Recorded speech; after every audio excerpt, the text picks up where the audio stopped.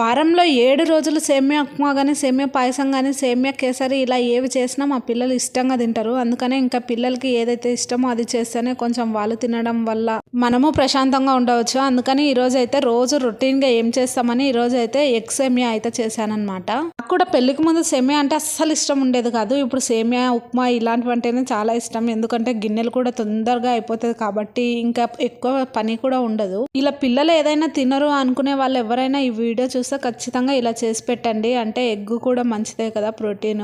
కాకపోతే ఉడకబెట్టిన గుడ్లు చాలా మంచిది కానీ ఇలా తినకూడదు. కాకపోతే ఎప్పుడొకసారి తింటే ఏం కాదులేండి. ఈ ఎగ్ సేమియా చేస్తున్నంతసేపు మా వాడు కిచెన్ అయితే అస్సలు వదిలి పక్కకు కూడా జరగలేదన్నమాట. ఇంకా పెడితే మ్యాగీ టైప్ ఉంటుందని కానేమో మా వాడికి చాలా ఇష్టం, అందుకే బాగా తింటాడు. చిన్నోడేమో చేత్తో తినిపిస్తే వాడికి నచ్చదు. మా పెద్దోడికేమో ఇప్పుడు కూడా ఇంత పెద్దగా అయినా మమ్మీ తినిపించు తినిపించు అనుకుంటేనే ఉంటాడు. మరి మీ పిల్లలు ఎలా ఉంటారో కామెంట్ చేయండి.